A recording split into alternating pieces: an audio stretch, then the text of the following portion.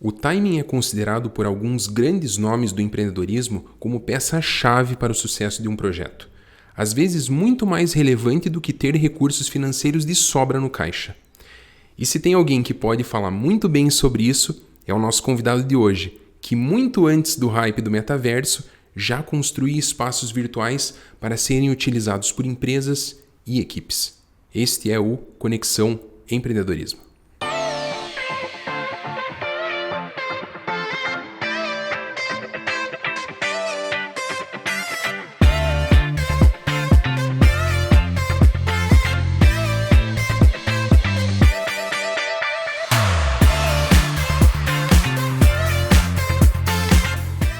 Bom, e para aqueles que não me conhecem, meu nome é Caio Moro, especialista jurídico em negócios inovadores. E para esse papo bem bacana de hoje, vamos convidar o Maurício Totti para bater um papo conosco. O Maurício que iniciou a carreira como trainee em um fundo de investimento de private equity e passou a fazer parte da equipe sênior de executivos de uma das empresas investidas, liderando a área comercial e de negócios até o exit da empresa, onde descobriu sua paixão por criar novos projetos. Engenheiro, Maurício também possui MBA pela Fundação Dom Cabral e por ter superado problemas de comunicação na juventude, sempre focou nesse aspecto ao longo de sua carreira na construção de equipes de alto desempenho. Seja bem-vindo, Maurício. Obrigado, Caio. É um prazer estar aqui, estar conversando com vocês. E compartilhando um pouco da experiência, que seja um bate-papo bacana e bem proveitoso aí para vocês e para quem está assistindo.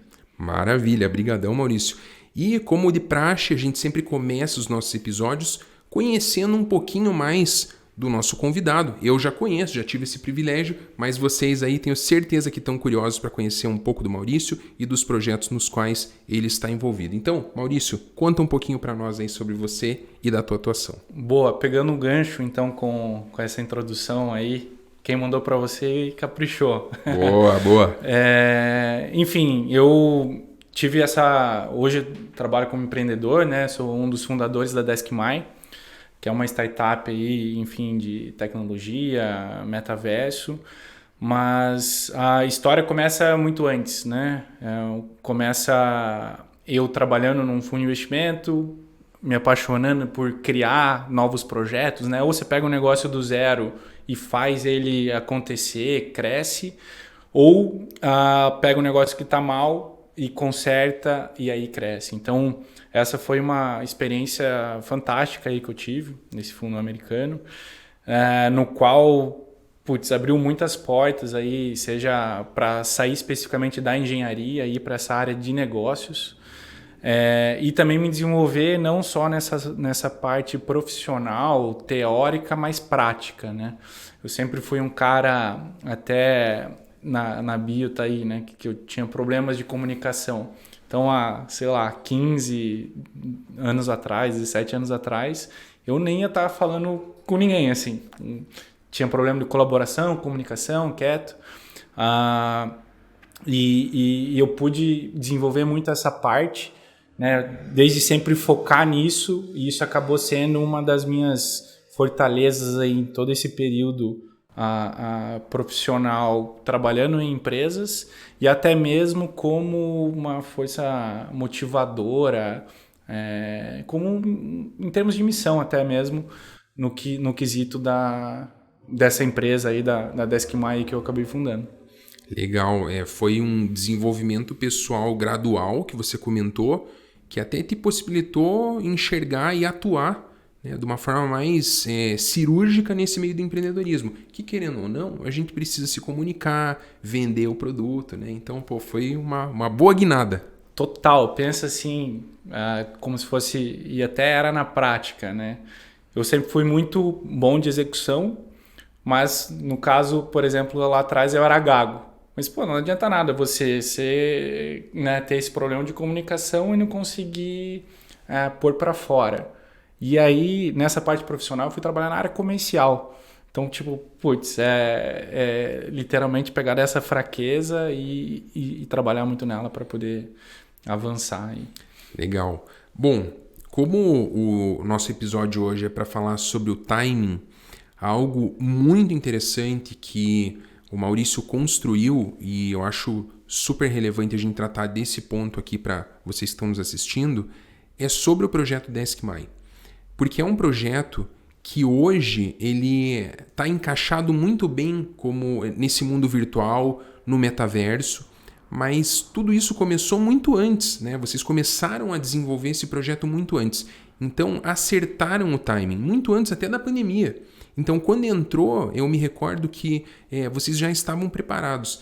Então, qual que foi a sacada, assim, Maurício? O que você conta para nós assim sobre o timing do desenvolvimento do projeto, do seu específico, sobre o timing no geral, assim, né, da importância dele num projeto, que eu acho que vai ser bem bacana para o pessoal.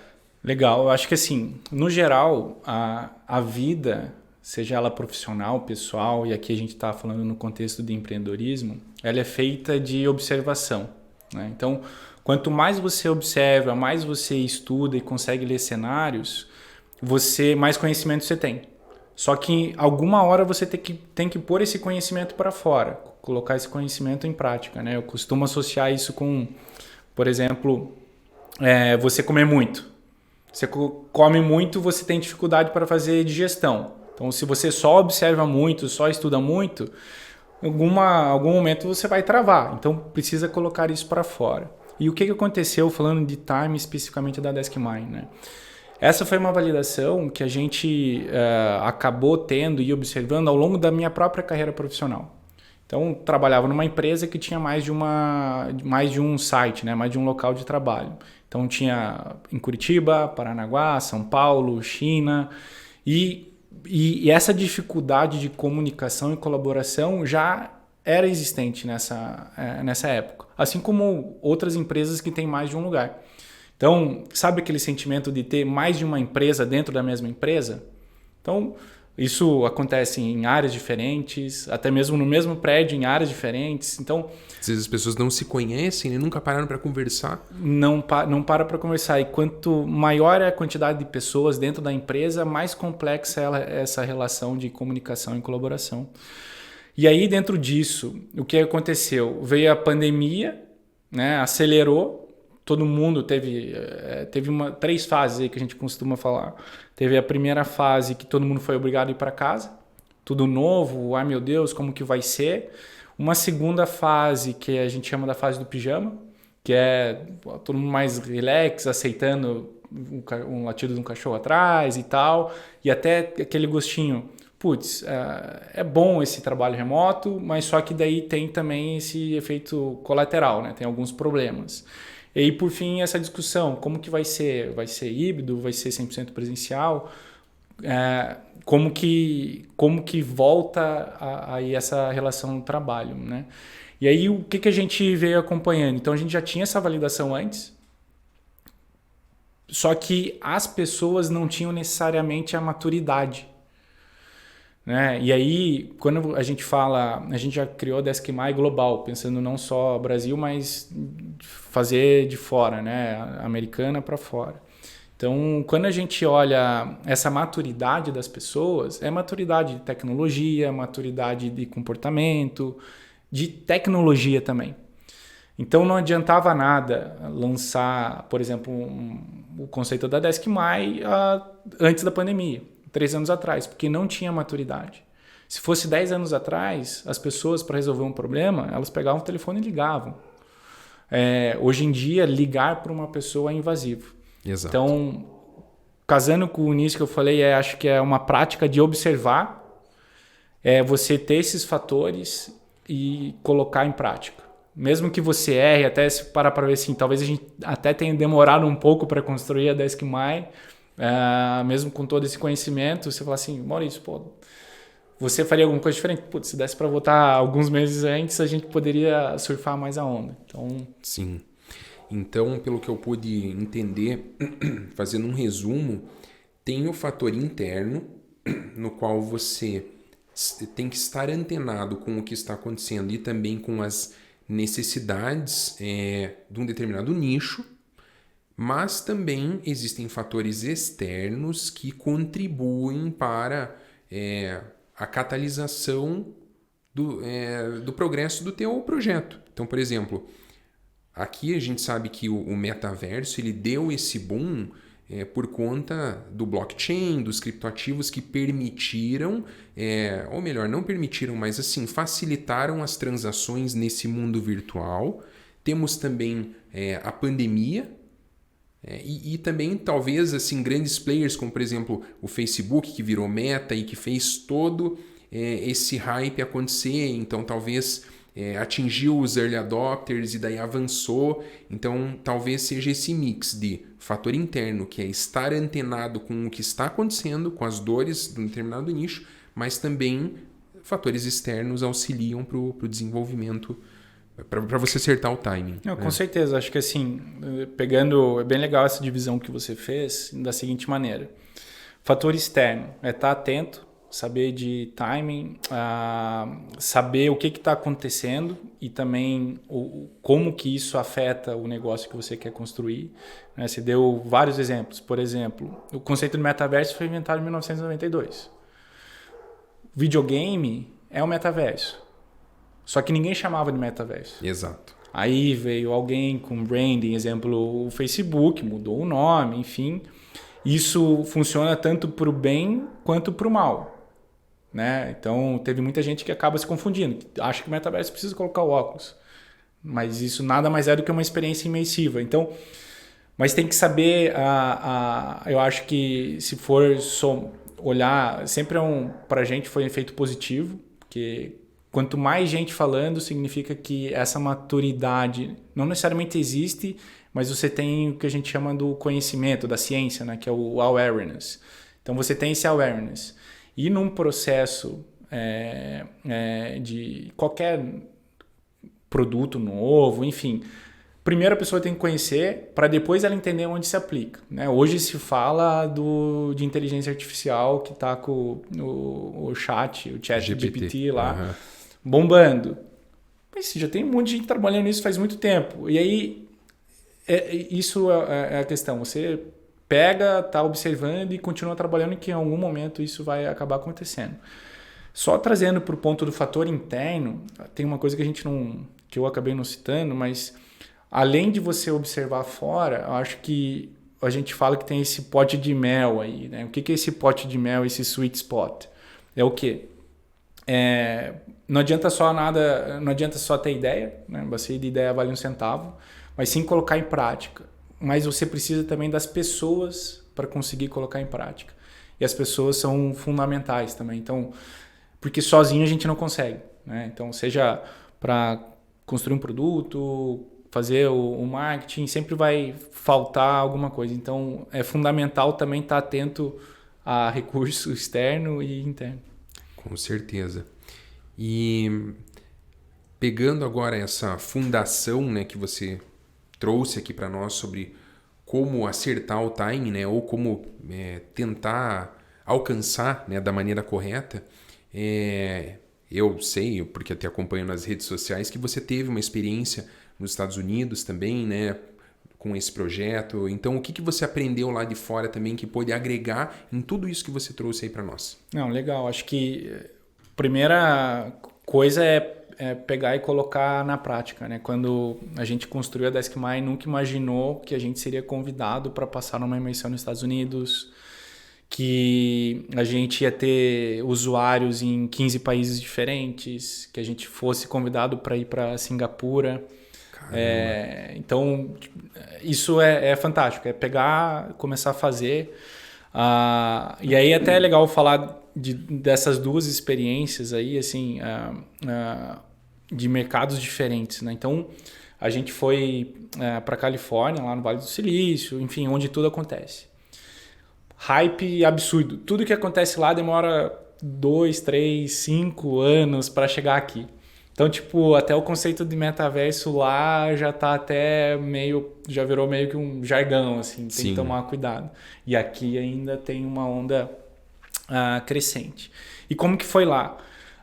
Primeiro que a gente foi convidado, a gente participou de uma seleção num pitch global que tinha aí umas 50 empresas, startups, desde startup da União Soviética, antiga União Soviética, da Rússia, Ucrânia, tinha gente de Portugal, tinha gente do mundo inteiro, da China.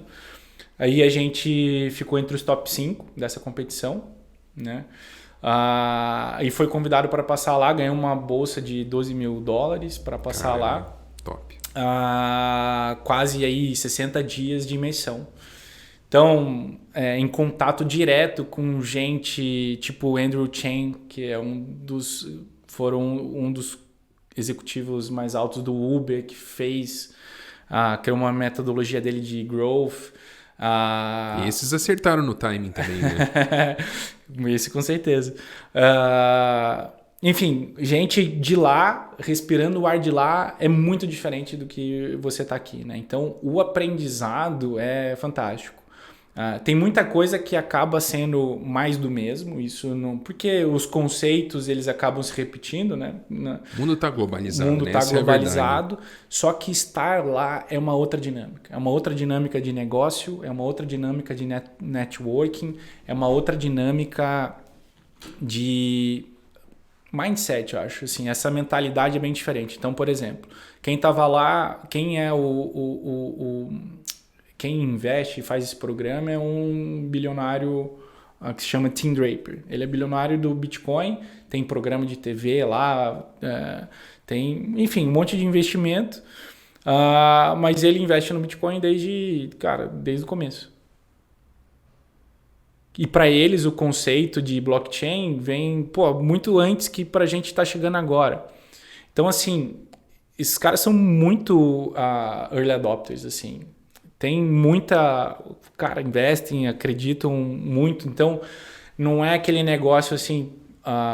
e aí tem uma questão também, acho que cultural nossa, dos brasileiros. A gente geralmente já nasce e precisa trabalhar para pagar as contas. Lá a roda é um pouquinho invertida. Deixa eu investir aqui, deixa eu colocar um dinheiro no outro lado e ver o que acontece.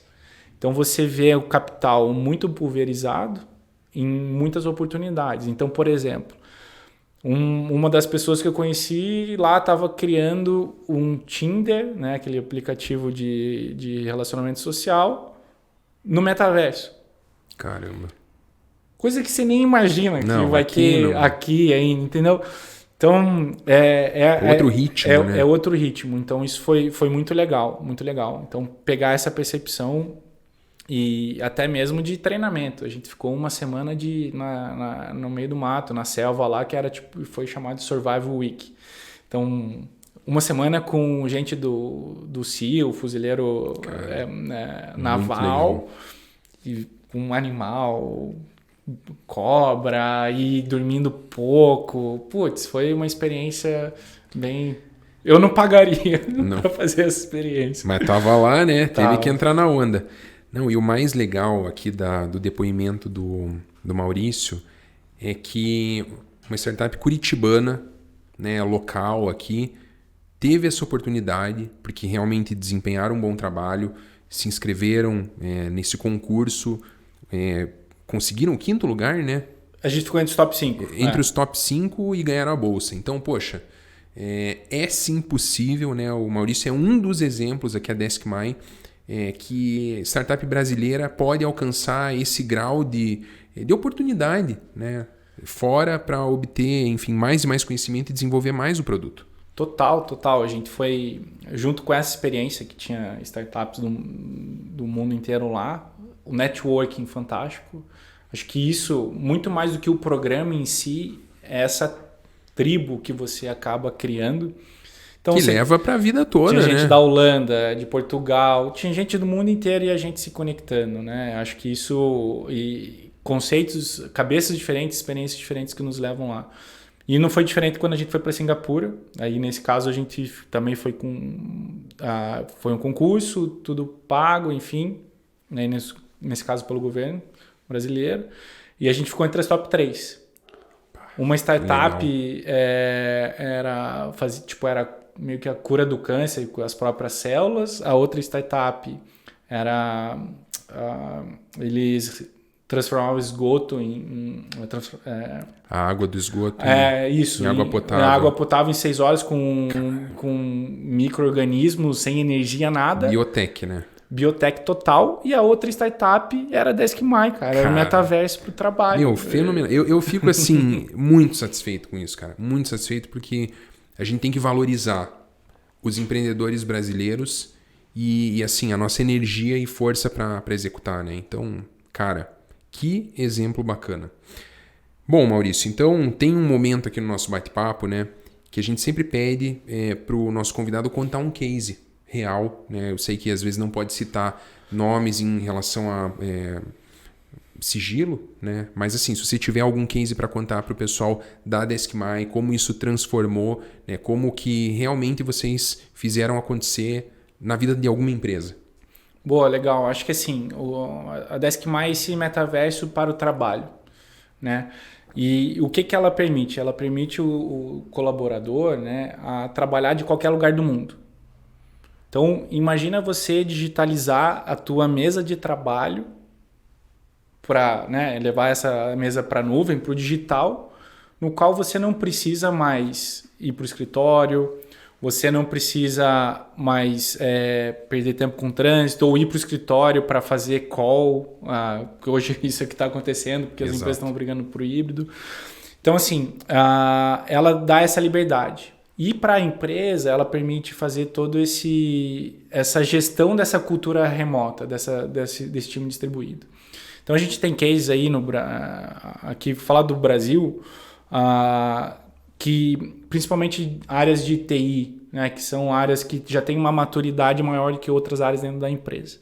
O que eles começaram com um time de 30 pessoas, antes da pandemia, contrataram a Deskmy. Através disso, eles saíram de uma região específica, era em Minas Gerais, e puderam contratar gente do Brasil inteiro. E não só contratar, mas contratar e reter essas pessoas, porque você tem uma dificuldade de cultura. Porque através da Deskmy você trabalha como se estivesse lado a lado, só que você pode estar em qualquer lugar. E o gestor podendo ter essa parte da gestão à vista, vendo a colaboração, vendo tudo acontecendo ao vivo. Então isso foi fantástico para a gente. Eles saíram de 30, aumentaram para 60, 100, 200 pessoas no Brasil inteiro, muita coisa. Em menos de um ano. E isso só essa área de TI com, enfim, muito dinamismo entre as pessoas e tal. Então, qual é o nosso impacto? Primeiro, redução de custos, que você não precisa ter a estrutura física. Ou pelo menos você diminui a necessidade de encontros presenciais. Perfeito. Acho que esse é um ponto.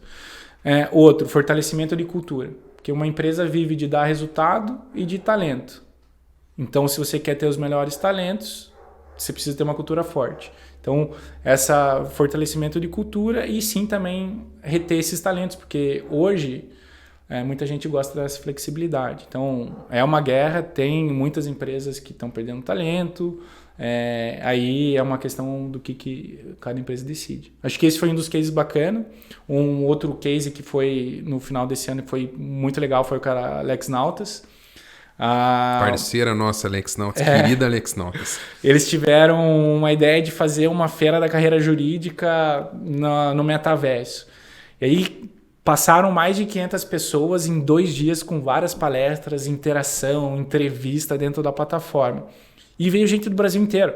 Tinha palestrante do Nordeste, tinha gente do Sul que entrou na plataforma e passaram o dia interagindo e tendo essa conexão. Né? Então, não é só por ser algo novo e algo legal, mas por ser algo que gera valor. Né? Você fazer esse networking, se sentir parte de um todo, esse sentimento de pertencimento, acho que todo ser humano, não só ser humano, né? Todo animal, enfim, ser humano precisa e gosta de ter. Né? Essa questão do metaverso que você colocou, né, dos cases, poxa, o primeiro... Olha a proporção que tomou o projeto dos caras. Estavam em Minas Gerais, de repente estão contratando gente no mundo todo e, enfim, possibilitou a retenção, né, o crescimento, bem bacana. E a questão da Alex Nautas, né, dessa feira jurídica que ocorreu dentro do metaverso por meio da plataforma Deskmy, eu tive a oportunidade também de acabar palestrando ali e eu fiquei surpreso do quão fácil foi eu aprender, né? Porque a primeira ponto que você coloca puxa, como é que eu vou criar meu avatar, como é que eu vou caminhar ali dentro, como é que eu vou interagir com as pessoas.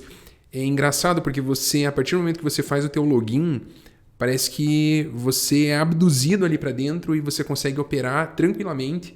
E o que me surpreendeu foi que ao longo de algumas palestras que eu também assisti, pessoas sentavam no auditório umas ao lado das outras e comentavam o que estava rolando na palestra.